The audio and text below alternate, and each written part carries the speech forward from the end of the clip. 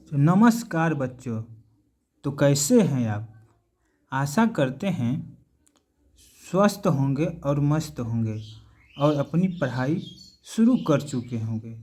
तो चलिए बच्चों, आज हम देखेंगे संज्ञा। संज्ञा क्या होता है, संज्ञा के कितने भेद होते हैं, इसका पूरा डिटेल में जानेंगे। और ये भी जानेंगे कि संज्ञा को कैसे पहचानें, उसका ट्रिक भी देखेंगे। तो चलिए शुरू करते हैं और इस वीडियो में लास्ट तक बने रहिए। तो शुरू करते हैं। संज्ञा, संज्ञा क्या है? तो किसी व्यक्ति, वस्तु, स्थान, गुण व भाव आदि के नाम को संज्ञा कहते हैं। मतलब किसी व्यक्ति के, वस्तु, स्थान या गुण जो भी हो उसे ही हम संज्ञा कहते हैं, या किसी भी नाम को संज्ञा कहते हैं। मतलब दुनिया में जितना भी नाम है, कोई भी नाम हो उसे ही हम संज्ञा कहेंगे। जिसका भी नाम हो उसको ही हम संज्ञा कहेंगे। संज्ञा जैसे राम, श्याम, गाय, भैंस, कलम, किताब, दिल्ली, भारत, शहर का नाम, पहाड़ पर्वत का नाम, किसी भी वस्तु का नाम। मतलब जैसे राम, राम किसी लड़के का नाम होगा तो ये संज्ञा होगा। श्याम, श्याम भी किसी लड़के का नाम होगा तो ये भी संज्ञा होगा। गाय, गाय भी कोई होगी तो इसे भी संज्ञा कर। भैंस भी, भैंस संज्ञा। कलम संज्ञा, किताब संज्ञा। दिल्ली, दिल्ली किसी शहर का नाम है या किसी राज्य का नाम है तो वो भी संज्ञा हो जाए। भारत किसी देश का नाम है, हमारे देश का नाम भारत है तो भारत भी संज्ञा हो जाएगा। और किसी शहर का नाम, जैसे हमारे ही शहर का नाम है तो वो भी संज्ञा हो जाएगा। किसी पहाड़ का नाम, जो किसी पहाड़ के नाम को भी हम संज्ञा कहेंगे। पर्वत का नाम, किसी भी पर्वत के नाम को भी हम संज्ञा कहेंगे।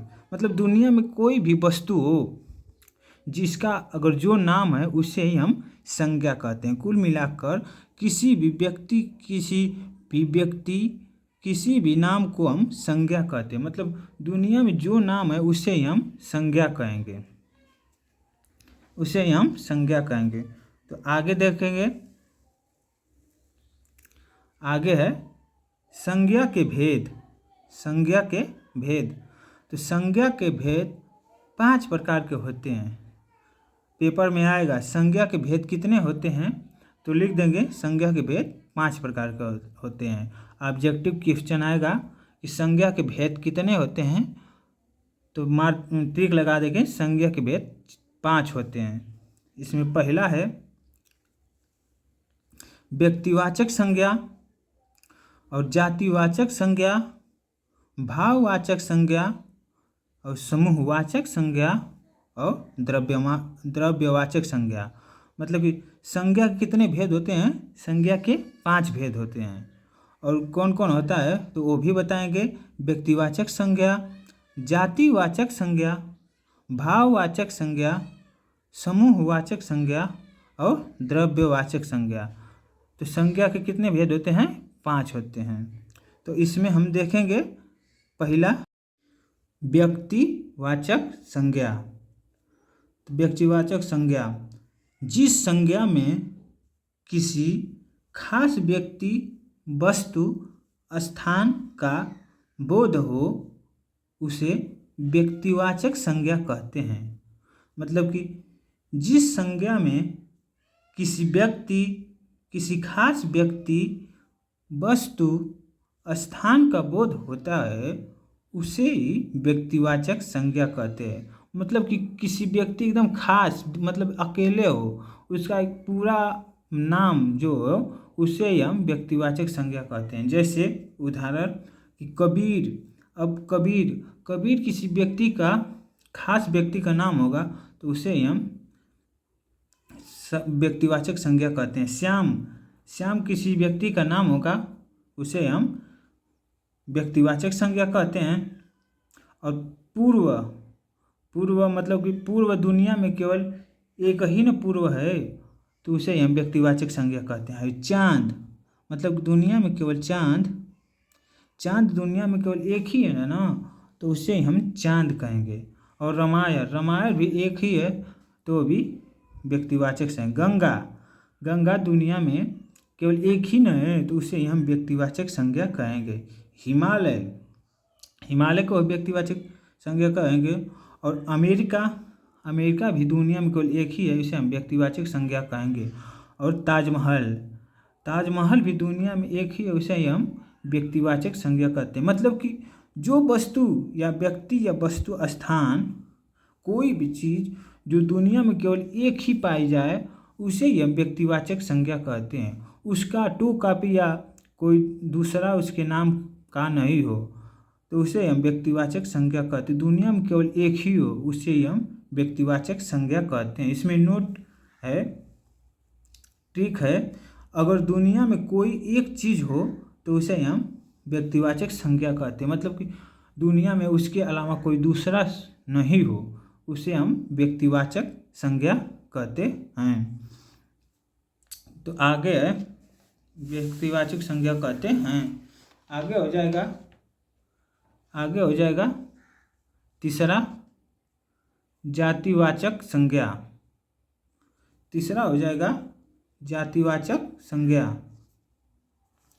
तो जातिवाचक संज्ञा वे संज्ञा जिसमें किसी जाति का होने का बोध हो, तो उसे जातिवाचक संज्ञा कहते हैं।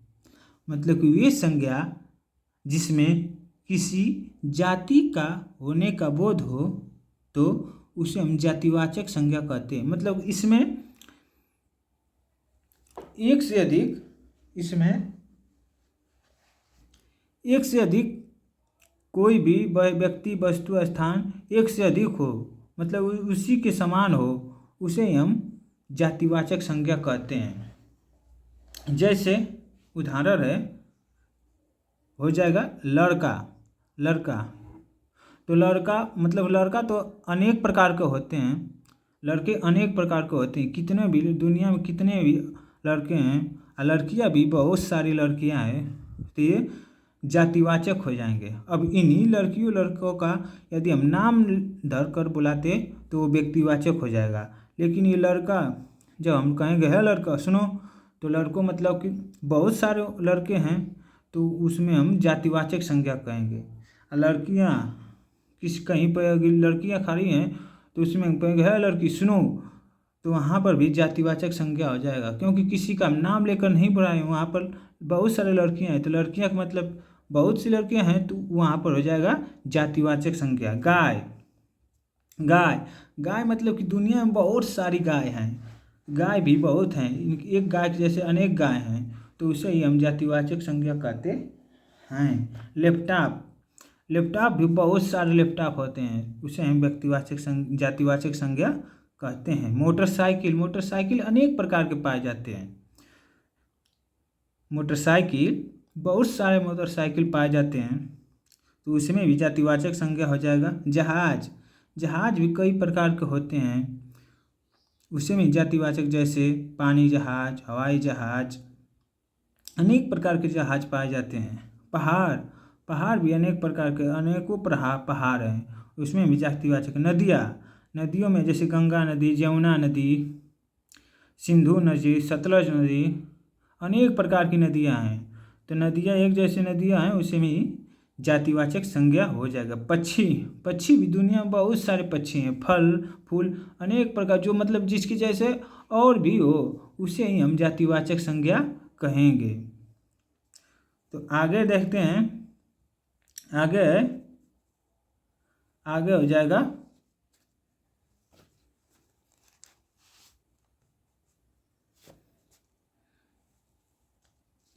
आगे हो जाएगा समूहवाचक, समूहवाचक संज्ञा। समूहवाचक संज्ञा, समूहवाचक संज्ञा वैसी संज्ञा जिसमें व्यक्तियों या वस्तुओं के समूह का बोध हो, उसे समूहवाचक संज्ञा कहते हैं। मतलब कि वैसी संज्ञा जिसमें बहुत से व्यक्तियों या वस्तुओं के समूह का बोध हो उसे हम समूहवाचक संज्ञा कहते हैं। मतलब कि जहाँ पर एक से ज़्यादा व्यक्ति या वस्तु होने का बोध हो वहीं पर समूहवाचक संज्ञा होता है।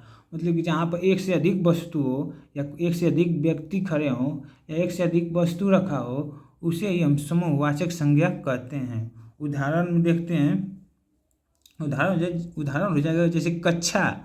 मतलब कक्षा, जब किसी कक्षा में हम पढ़ते हैं तो हम बहुत सारे बच्चे होते हैं, टीचर होते हैं, उसको हम कक्षा कहते हैं। तो मतलब एक से अधिक व्यक्ति इसमें हुए ना तो ये समूहवाचक संज्ञा हो जाएगा। सेना, मतलब सेना में जब हमारी आर्मी की सेना होते हैं तो एक सेना थोड़ी होता है, उसमें अनेकों सेनाएं होते हैं, झुंड में रहते हैं, उसे हम समूहवाचक संज्ञा कहते हैं। सभा, ये कहीं पर सभा सम्मेलन बुलाई गई हो, सभा बुलाई गई हो तो वहाँ एक व्यक्ति थोड़ा ही होगा, बहुत सारे व्यक्ति होंगे तो इसे हम समूहवाचक संज्ञा कहते हैं। भीड़, मतलब भीड़, एक आदमी से भीड़ थोड़ा ही बटरेगा, बहुत सारे भी व्यक्ति हो गए, जुटे गए वहीं पर तभी ना भीड़ होगा, तो यहाँ पे भी समूहवाचक संज्ञा हो जाएगा। और गुच्छा, जैसे चाबियों का गुच्छा, अंगूर का गुच्छा, मतलब चाबी, बहुत सारे चाबी जब मिलाकर एक में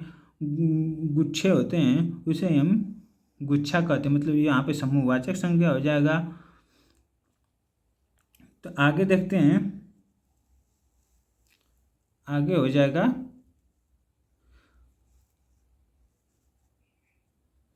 द्रव्यवाचक संज्ञा।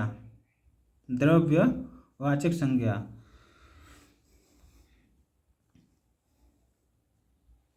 वे संज्ञा जिसे मापा या तोला जा सकता है उसे द्रव्यवाचक संज्ञा कहते हैं।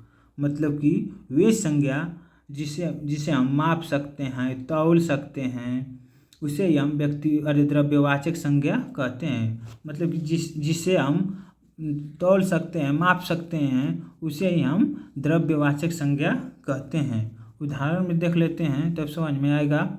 जैसे दाल, जब दाल को हम तौल कर ही नहीं ले सकते हैं, उसे तो गिन कर ले नहीं सकते हैं, दाल को हम तौल कर लेते हैं, चावल को भी तौल कर लेते हैं या नाप कर लेते हैं, तो इसे हम द्रव्यवाचक संज्ञा कहते हैं। हीरा भी तौल कर लेते हैं, मोती भी तौल कर लेते हैं, सोना भी तौला जाता है और चांदी भी तौला जाता है। जो दूध, पानी, मिट्टी, लोहा आदि, मतलब कि जिस वस्तु को हम तौल कर या माप कर लेते हैं उसे ही हम द्रव्यवाचक संज्ञा कहते हैं। मतलब जिस वस्तु को तौला या मापा जा सकता है उसे ही हम द्रव्यवाचक संज्ञा कहते हैं। तो अगला है, पांचवा हो जाएगा भाववाचक संज्ञा। पांचवा हो जाएगा, अगला हो जाएगा भाववाचक संज्ञा। वैसी संज्ञा जिससे किसी व्यक्ति या वस्तु के गुण या दोष का पता चले उसे भाववाचक संज्ञा कहते हैं। मतलब कि वैसी संज्ञा जिससे किसी व्यक्ति या वस्तु के गुण या दोष का पता चले उसे भाववाचक संज्ञा कहते हैं। मतलब कि भाववाचक संज्ञा वे संज्ञा होते हैं जिसमें किसी वस्तु के इस गुण का, दोष का पता चले उसे हम भाववाचक संज्ञा कहते हैं। मतलब कि इसमें किसी व्यक्ति का गुण या दोष का पता चलता है। जैसे अच्छाई, मतलब अच्छाई किसी व्यक्ति का अच्छाई हो जाता है, बुराई इसमें दोष का पता चलता है। मिठास हो जाएगा, और खटास बुढ़ापा, हरियाली, पापी, बचपन, जवानी।